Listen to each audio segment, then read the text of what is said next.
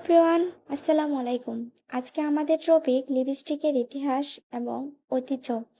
প্রতিটি লিপস্টিকের স্ট্রোকে লুকিয়ে আছে হাজার বছরের ইতিহাস।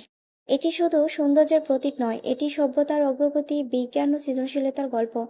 আজ আমরা জানবো লিপস্টিক কোথায় জন্ম নিল, কিভাবে বিকশিত হলো এবং কিভাবে মুসলিম বিজ্ঞানীরা এটিকে আধুনিক রূপ দিলেন। প্রায় 5,000 বছর আগে প্রাচীন মেসোপটেমিয়া, বর্তমান ইরাক ও ইরানের অঞ্চল, এই সুমেরীয় সভ্যতায় লিপস্টিকের প্রথম ব্যবহার শুরু হয়। সুমেরীয় নারী পুরুষ উভয় মূল্যবান রত্ন পাথার চূর্ণ করে ঠোঁট ও চোখের চারপাশে লাগাতেন। সুমেরের রানী পু আবি প্রায় 3,500 খ্রিস্টপূর্বে এর সমাধিতে পাওয়া লিপ কালার এটিরই প্রমাণ। তারা লাল পাথর ও সাদা লেড মিশিয়ে তৈরি করতেন রঙিন পেস্ট।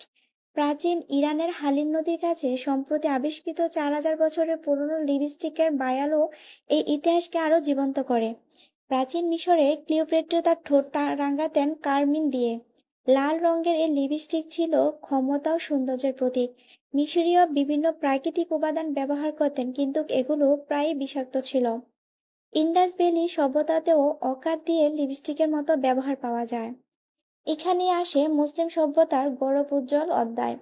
নবম-দশম শতাব্দীতে আন্দালুসিয়ার বর্তমানে স্পেনে বিখ্যাত মুসলিম চিকিৎসক, সার্জন ও রসায়নবিদ আবু আল কাসিম আল জাহরাবি, যিনি আল জাহরাবি নামে পরিচিত, তিনি প্রথম সলিড লিপস্টিক আবিষ্কার করেন। তিনি তার বিখ্যাত গ্রন্থ কিতাব আল তাসরিফে কসমেটিক্স নিয়ে আলাদা অধ্যায় লিখেছেন। তিনি সুগন্ধ স্টিক তৈরির সময় অ্যাক্সিডেন্টালি রং মিশিয়ে মোড় চেপে প্রথম আধুনিক আকৃতির সলিড লিপস্টিক তৈরি করেন। এটি ছিল পোর্টেবল, সহজে ব্যবহারযোগ্য এবং বিপ্লবী। তিনি কসমেটিক্সকে মেডিসিন অফ বিউটি বলে অভিহিত করেছিলেন।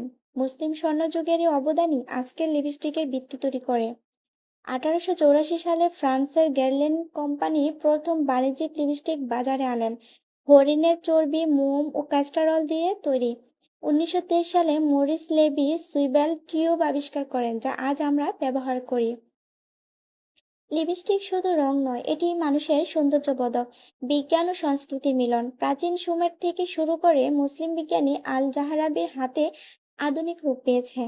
আজ যখন আমরা লিপস্টিক লাগাই, তখন আমরা হাজার বছর ইতিহাসকে ছুঁয়ে যাই।